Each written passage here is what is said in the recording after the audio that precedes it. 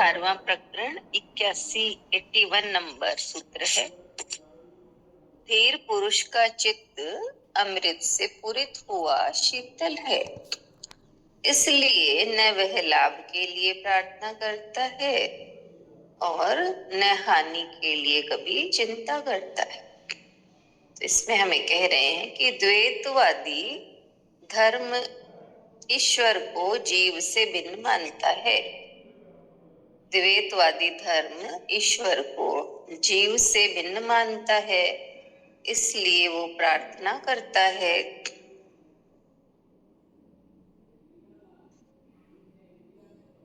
उसकी कृपा की भीख मांगता है, उसकी सहायता मांगता है।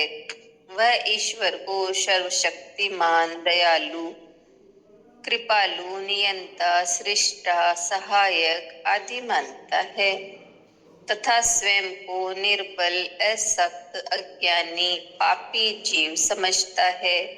इसलिए वह निरंतर परमात्मा का कृपा प्रसाद पाने हेतु प्रार्थना करता है, दुख निवारण हेतु प्रार्थना करता है, लाभ के लिए प्रार्थना करता है, सुख शांति समृद्धि हेतु प्रार्थना करता है।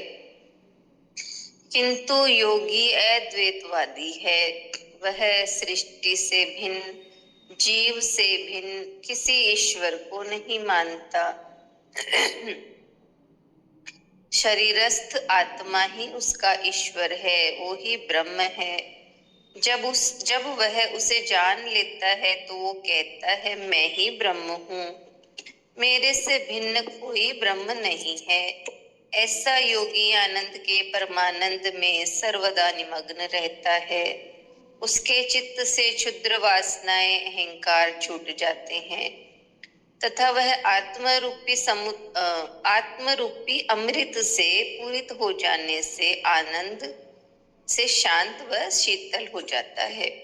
उसे विराट मिल जाता है, जिससे वह न किसी क्षुद्र लाभ के लिए प्रार्थना करता है, न हानि की चिंता करता है। वह सदा आत्मा में स्थित होकर महान सुख का भोग करता है। जिसे विराट नहीं मिला वही क्षुद्र लाभ हानि की चिंता करता है। इतना ही है लेसन, जिसमें हमें धीर पुरुष के लिए बताया है कि धीर पुरुष का चित्त अमृत से पूरित हो गया, इसलिए न लाभ के लिए प्रार्थना करता, न हानि की चिंता करता है। और जो द्वैतवादी है, यानी जो दो मानते हैं कि मैं अलग और ईश्वर अलग, दो हैं जब तक, तो वो तब ईश्वर और द्वैतवादी धर्म ईश्वर और जीव को अलग मानते हैं।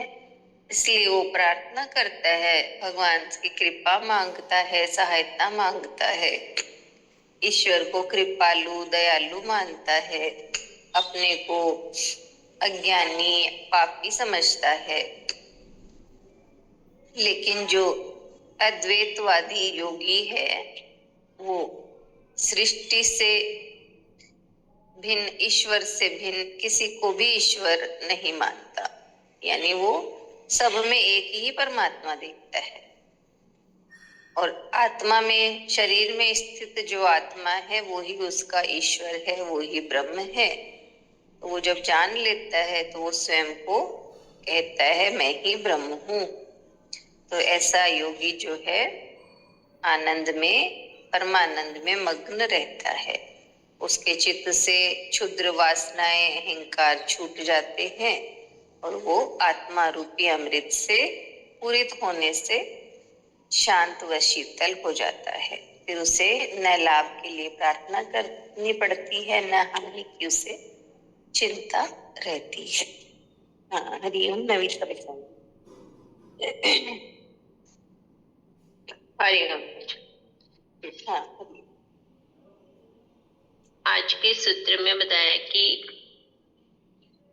जैसे द्वैतवादी और अद्वैतवादी, द्वैतवादी धर्म जो होता है वो कहा कि ईश्वर को जीव से भिन्न मानता है। तो ईश्वर को जीव से भिन्न मानने के कारण ये सब कुछ करता है कि वो प्रार्थना, कृपा, सहायता ये सब की भीख मांगता है। और वो ये समझता है कि ईश्वर सर्वशक्तिमान दयालु है, मतलब सबका नियंता है या सृष्टा है ऐसे, और खुद को वो पापी अज्ञानी ऐसे समझता है। तो इसलिए वो मतलब किस लिए प्रार्थना करता है कि कृपा प्रसाद पाने के लिए प्रार्थना करता है, या उसके दुख खत्म हो जाए उसलिए करता है, या लाभ के लिए प्रार्थना करता है कि सुख शांति बनी रहे, समृद्धि हेतु प्रार्थना करता रहता है। तो ये द्वैतवादी की धारणा हो गई।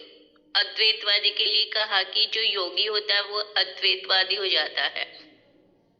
कैसे हो जाता है कि वो मतलब अलग नहीं मानता है कि सृष्टि से भिन्न या जीव से भिन्न कोई ईश्वर है। मतलब ऐसा कोई किसी ईश्वर को नहीं मानता, बल्कि उसके शरीर में जो आत्मा है वही ईश्वर है, वही ब्रह्म है।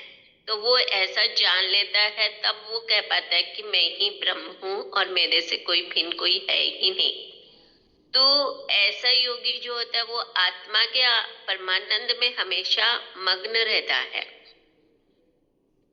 और ऐसे योगी के ही चित्त से अहंकार वासना सब छूट जाते हैं, और ये छूट जाने से ही वो आत्मा रूपी अमृत से पूरित हो जाने से शांत और शीतल हो जाता है, क्योंकि उसे विराट मिल गया। तो वो शुद्र भावना जैसे अहंकार वासना इनमें नहीं रहता है, और न कोई शुद्र लाभ के लिए प्रार्थना ही करता है, कि न तो वो लाभ हानि की चिंता करता है और न कुछ प्रार्थना करता है।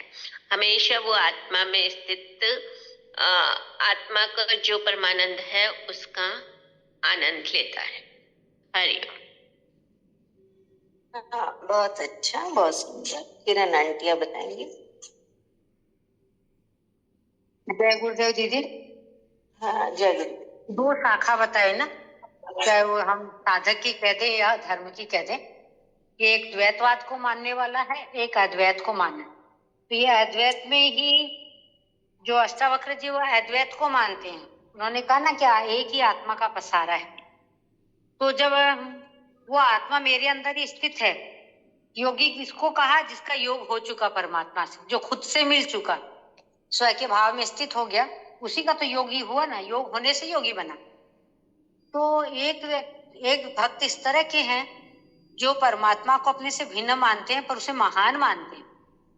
वो तुलसीदास जी की विनय पत्रिका में, तू दयालु दीन हो, तू दाता हो भिखारी हो, प्रसिद्ध पात की तू पाप पुंजहारी, नाथ तू अनाथ को अनाथ कौन मोसो।